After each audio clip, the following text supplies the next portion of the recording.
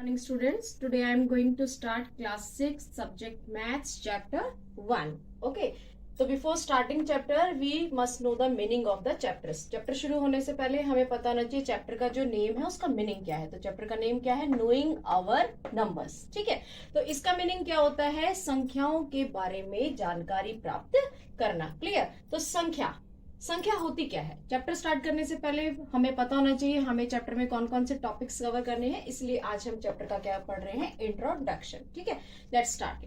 Number होता क्या है? नंबर बनता है डिजिट से. ठीक है, देखिए सपोज कीजिए मैंने यहाँ पे एक डिजिट लिखी है, ये 7 है. This is not a number. इसके साथ में अगर सपोज कीजिए मैंने एक और डिजिट लिखी है, then it forms a number. अब ये नंबर बना है 73. क्या पढ़ेंगे इसको? 73. 73 क्या है? इसका नंबर नेम है. इसी तरीके से सपोज कीजिए मैंने लिखा है 543. ठीक है, तो this is also a number, लेकिन ये कौन सा नंबर है? 3 डिजिट नंबर है. इसमें 3 डिजिट है. देखिए 1, 2 एंड 3. यहाँ पर क्या थी? 2 डिजिट नंबर थी. 1, 2. इसका नेमिंग क्या होता है? 543. ठीक है, जो नेमिंग जो होती है वो हमारी दो तरीके से होती है.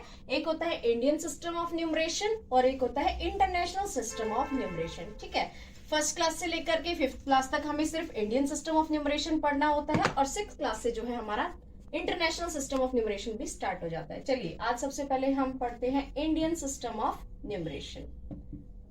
ठीक है, इसके बारे में जानकारी हासिल करना बहुत ज्यादा जरूरी है बच्चों. जैसे कि आप लोग जानते हैं जब आपके मदर एंड फादर बैंक जाते हैं तो उनको जो भी पैसा जो विड्रॉ करना है या डिपॉजिट करना है तो वहां पर उनको अमाउंट भरना पड़ता है. ठीक है, जो अमाउंट भरते हैं उनको दो तरीके से लिखना होता है. एक तो डिजिट्स में मतलब कि नंबर्स में, और दूसरा होता है उसका नेम लिखना मतलब कि नंबर नेम लिखना. इसीलिए अगर आप लोग इसको अच्छे से सीखेंगे then it will be helpful to you in future. Okay, future में आपको जरूर हेल्प करेगा. Let's get started. सपोज करो ये नंबर हमारे पास लिखा है.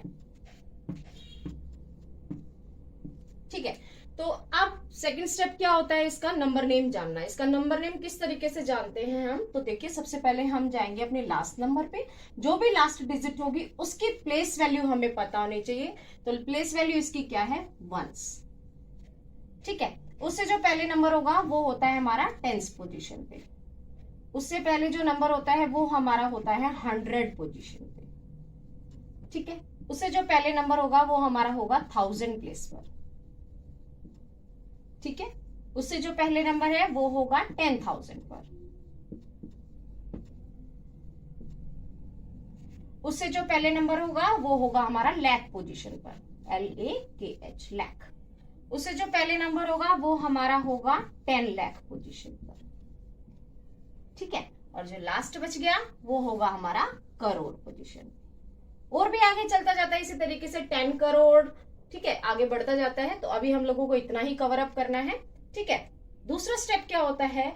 इतनी बड़ी बड़ी स्पेलिंग्स लिखना पॉसिबल नहीं होता है. जब कोई भी नंबर हमारे पास होता है तो हम क्या करते हैं? इनकी शॉर्ट फॉर्म्स जानते हैं. ठीक है, तो देखिए बच्चों वंस को हम डिनोट करते हैं O से. ठीक है, O क्या है? इसकी short form O for ones. ठीक है, टेंस को हम लिखते हैं T से, 100 को लिखते हैं हम H से, 1000 को लिखते हैं TH. ठीक है, T capital and H in small letters. Okay, 10,000 को हम लिखते हैं TTH 10,000. लाख को लिखते हैं L से, 10 लाख को लिखते हैं TL से, करोड़ को लिखते हैं C से. ठीक है, फर्स्ट स्टेप हमने ये जाना कि इसकी जो है पोजीशन, हर नंबर की कौन सी पोजीशन है. सेकंड स्टेप क्या होता है? कॉमा लगाना. ठीक है, चलिए स्टार्ट करते हैं. देखो 1s, 10s, 100, 1000, 10,000, लाख, 10 लाख, करोड़. ठीक है, अब देखिए करोड़ की पोजीशन पर हमारे पास एक ही डिजिट अवेलेबल है जो कि है 6. क्या करेंगे? उसके बाद लगाएंगे कॉमा. पोजीशंस के हिसाब से कॉमा लगता है. ठीक है, करोड़ से जो पहली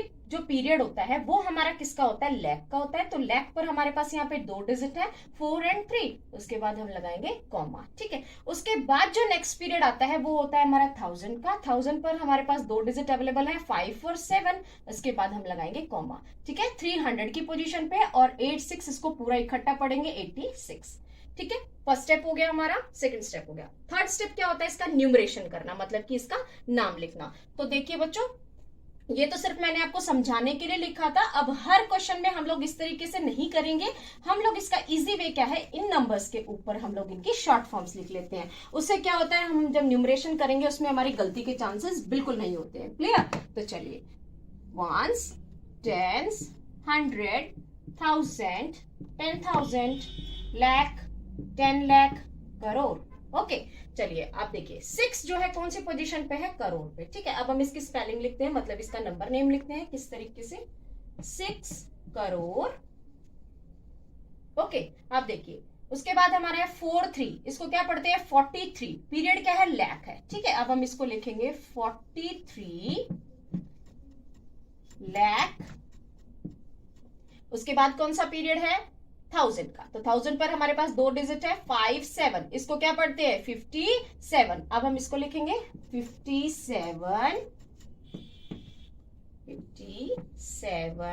ठीक है, पीरियड क्या था 57 का, 1000, तो हम लिखेंगे 1000। ओके, लास्ट में हमारे पास क्या बचता है 3 कौन सी पोजीशन पर है, 100 की पोजीशन पर, तो लिखेंगे 300। और बाद में क्या बचा हमारा 86, इसको क्या पढ़ेंगे 86।